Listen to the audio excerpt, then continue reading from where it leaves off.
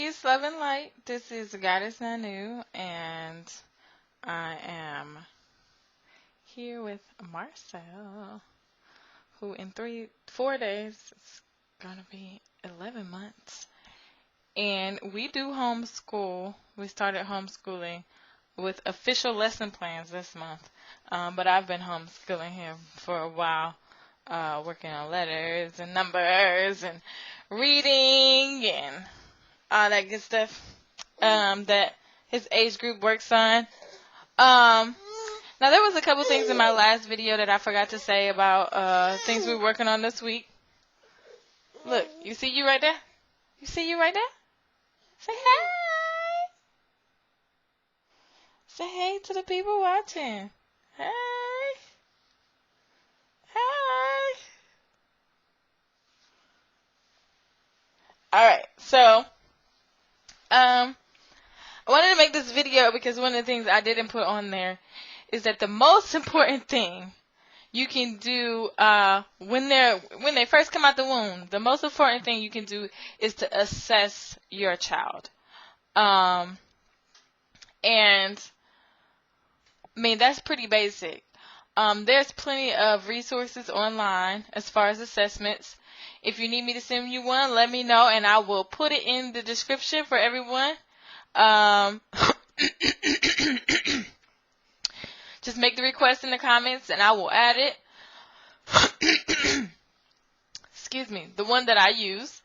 Of course, for their age group, they usually don't incorporate, math and they don't incorporate subjects.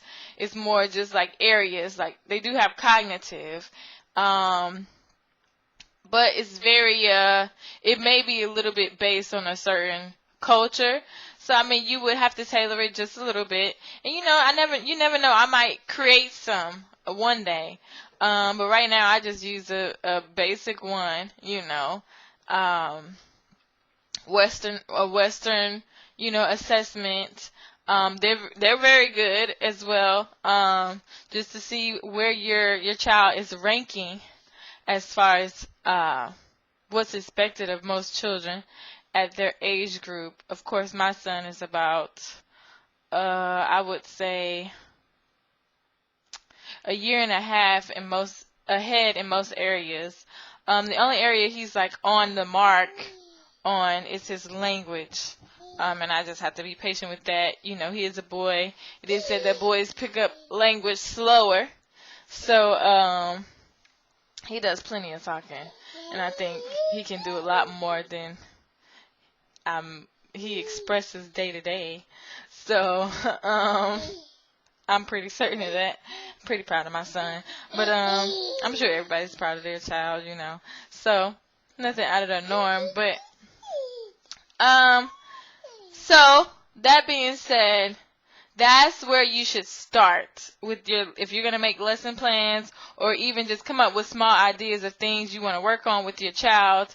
It's never too early to start, because as soon as you assess them, you're going to know what they've already accomplished, and you're going to know what they should be working on next. And that way you can focus on those things to help them to, kind of like give them that little boost in the right direction, not forcing things on them. You're not rushing them. Some people may think you're rushing the child. Oh, they're children, they're too young, but you're never rushing them. Not like you're forcing them to do anything. They want to learn. You know what I mean? They want to learn. They want to grow. They want to be independent. So only thing you're doing is helping them. You're giving them the boost you're supposed to give them as a parent. You're giving them the shoulders to stand on. And that's what we should be doing for our children. Especially those of us who want to homeschool. This is, definitely never too early to get started, because you need to get in a routine and you need to start learning your child and how they learn things, because everybody has a different learning style. Okay, want some milk? Huh? Yeah, come on. All right. So, that being said, there are a few things we did this week that I didn't put in my last video. Like I said, this week we are doing the letter A. He does have like a small, like letter A, like a soft letter. I put in his discovery basket. That's what I'm gonna call it. It's gonna be called a discovery basket. I put like things in there that's gonna be associated with the theme that we're doing. Excuse me. So we have a whole month theme. I'm gonna do a theme every month. And we're doing lesson plans now. We just started this past week with lesson planning, and it's not that difficult, you just have to sit down and think about it and do it, and plan ahead for holidays and that kind of thing. But anyway, so this week we've been focusing on the letter A. We're watching a cool music letter video. We've been writing the letter A on his little dry erase board. He has a little what do you call that? Like a foam letters. So I'm gonna put whatever foam letter we're working on and make sure that's in his discovery basket. He usually just chews on it, but that's besides the point. The point is exposure, because the more you expose a child to something, they're picking it up subconsciously, whether it's conscious or not yet. They're getting it. That's what people don't understand about teaching younger children, is that they're getting it. They may not be able to regurgitate yet, but that doesn't mean they're not picking it up. They're like sponges. They're sponges, so they're definitely picking it up. But anyway, so that, and of course, we do letter A sound and all that. But anyway, that's one thing I forgot to tell you guys about the little sponge letters. Something for them to feel and touch. If you want to do like glitter letters, that may be easier. Or if you have a girl or whatever. Also, I know I told you guys that we were going to be making mittens. What I didn't tell you, because we went to the library. So I found this book right here. Now, this is a really great book. I remember reading this book when I was little. Some of you guys may not. I like to get very diverse books. Most of the books I like to get books with animals and not necessarily children in them, because you know what I'm saying, I don't want my child to have a complex and things like that if it's not diverse. So that being said, this is a really great book for anyone. It's called Three Little Kittens. I really like this book, but it's really a book about their mittens. They lose their mittens and they're like, "You naughty kitten," and he really liked the book. People, I guess most people, I don't know whether you guys read to your children, but they're never too young to read to them. I've been reading to him since he was a newborn, and he loves books. You see him grabbing for the book. He loves books, so I'm going to give it to him. The only thing I would say about having the younger ones in books, board books, because they like to get in those books. They like to try to turn the pages, and them learning to turn paper pages, you're going to have a lot of torn up books. So get board books. That way they can turn the page and they can chew on the book sometimes, because you're not going to be able to catch them every time they go to chew on the book. So that being said, you don't want them to tear up, good books like this we got from the library. So unfortunately, I had to take this one away from him and keep it up here, because he tore the page out and I had to doctor the book. So, because he does like to turn the pages, and he's talking like he's reading, and that's wonderful. Some kids don't do that until they're like, 3, 4, 5 even. So that's a good thing. I definitely encourage you to read to your children as much as possible. And he wants me to read the book now. So I'm going to read it to you guys.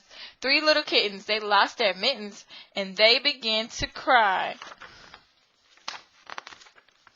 "Oh, mother dear, we sadly fear our mittens we have lost." "What? Lost your mittens, you naughty kittens? Then you shall have no pie." Meow, meow, meow, meow, meow, meow, meow. He laughed the first time I did that. He just thought that was so hilarious. The 3 little kittens found their mittens, and they began to cry. And I wish you could see him, because he is really enjoying this.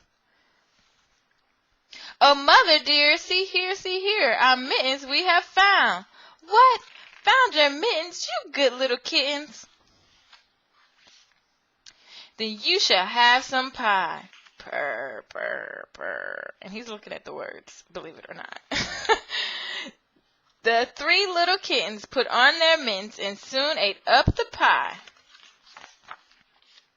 Oh, mother dear, we greatly fear our mittens we have soiled. What? Soiled your mittens, you naughty kittens? Then they began to sigh. Meow, meow, meow. The three little kittens washed their mittens and hung them up to dry. Oh, mother dear, look here, our mittens we have washed. Uh-oh, there we go. What? Washed your mittens, you darling kittens. But hush, I smell a rat close by. Yes, we smell a rat close by. Meow, meow, meow. The end. And I think the great thing about this book is it could be adapted to any age that's younger, you know what I mean? You can play games. We did make the mittens. So you can play games with your mittens after you make them. Like, you can have them go hide the mittens, go find the mittens. You can play, and that is a great cognitive skill for children to be able to find things. So you can hide it in the couch. So where did the mittens go? You know what I mean? It's a great book. Books are great for creating activities on the fly. Like, literally, if you have a young child, it's so perfect. You just go find a book and, like, make up stuff based on the book. Like that. That is just wonderful. I mean, they're learning about cats, the sound that cats make. Meow, meow, meow. They found their mittens. You can play hide and seek with that. What else? Getting the mittens dirty.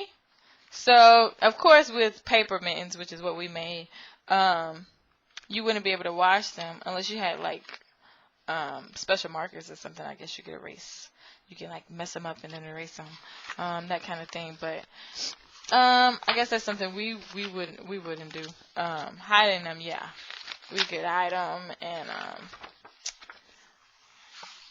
I'm not going to wash them because we got paper mittens, and that wouldn't work. But also in the book, it talks about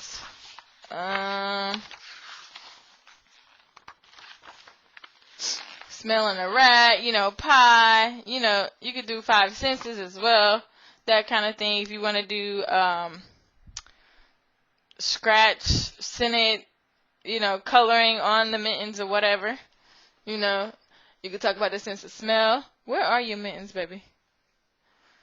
And I just let him play with his stuff, so I don't know where he put it. So let me look right quick so I can show you guys what we, and yes, I am in my pajama pants. Don't judge me. Where the mittens at, Marcel? So I don't know where the mittens are. I saw them. You just had them. I hope your daddy didn't throw them in the trash. I don't think he would do that. He know we made those, so I don't think he would do that. I can't find my baby mittens. Alright, I wanted to show them to you. I guess I should have been more organized before I made the video. You live and you learn. So, let's see. Where are your mittens, baby? Are they under this chair? Let me look under this chair right quick. Hold on, y'all, because I want you to see the mittens that we made. Yeah, there's your phone under there, and here's your mitten. Nope, that's not a mitten. That's my paper. Oh, it must be over here. Here it goes. Of course. So here's one. I'm not going to take no time to do too much searching for the other one. But here's one that we did.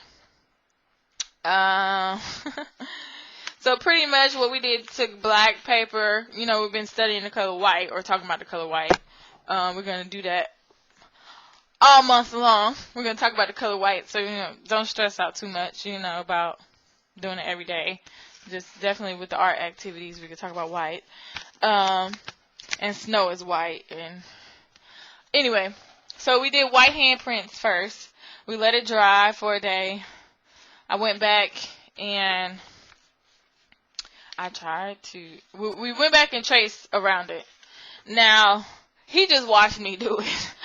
Now, if you want to take their hands and trace around it, that'll be better. It was our first real art activity. I'm not stressing about that too much. It's just about him getting the experience, exposure, and we'll work more on him doing things later. But we haven't got to that point. So, and I stapled it, of course. He's not going to staple it. I tried to staple it. It would have been better if it was stapled because I wanted him to try to put his hand in it, but I ran out of staples. So I ended up using glitter glue to try to glue around it. And the point was for him to be able to put it on so he could have the whole mitten experience, but it didn't work out that way, so I ended up just giving it to him, and he really enjoyed playing with these. And as you see, there's another construction paper on the back. I'm sure you guys can figure out how to just trace it. You put another paper behind that paper, and you cut it out. And he had 2 handprints to do it with. So, and I wiped some of the glitter glue on him, so it'd be like glittery, snowy, or whatever. And he likes to play with these. Okay.